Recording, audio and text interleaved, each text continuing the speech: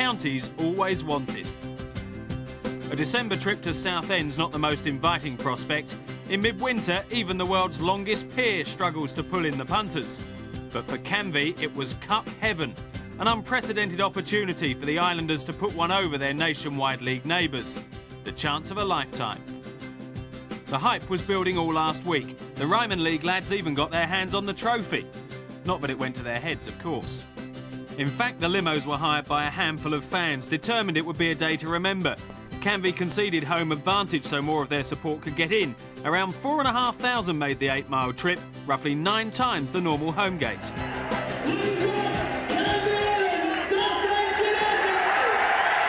Roots Hall full to bursting, reverberating with friendly rivalry. Canvey manager Jeff King confident of a shock. Only the weather wanted to spoil it. The pitch was flooded even before the first half downpour, which threatened to make the match a farce. But when the rain subsided, Southend skipped across the swamp to dampen Canvey Island's spirits. A fine finish from Scott Forbes.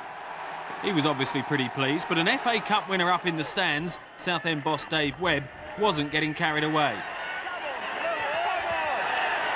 The third division side knew they'd need at least one more to kill off the tie, but had to wait until 10 minutes from time.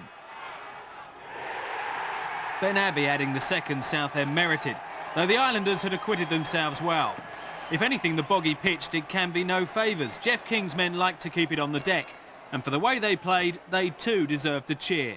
Wayne Vaughan made sure they got it on the stroke of 90 minutes. With 3 minutes of stoppage time to go, optimistic minds harked back to the last-ditch recovery in the first game with Port Vale.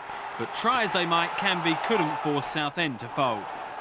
Even so, the final whistle came as a relief. Embarrassment avoided.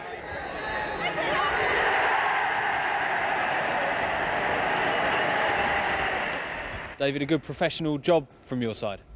Yeah, I think you're the first person that said that to me today. You know, I think it was. I think if someone put that in the context, that was it. I think what you just said there, it was a good professional job. They had a lot of ex-pros playing, but I got current pros, and I was very pleasantly surprised in some of the performances from my players. You know, they did show a very professional attitude to the game before, during, and even at the end. And I thought it was fantastic. I'm proud of the club, the officials of the club, the supporters and the players, and I hope that people can come and watch us more now and they realise that Canvey have a good side.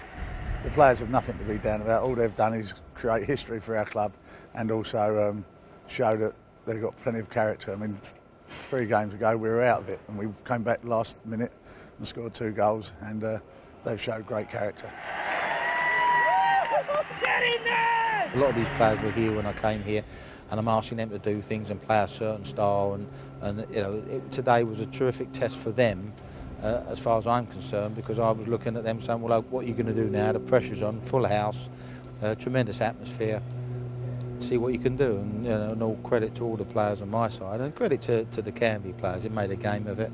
The conditions were dreadful. I mean, our pitches can take a lot of getting back together again, but smashing cup, old-fashioned cup tie, and one that may not come round again for another 100 years.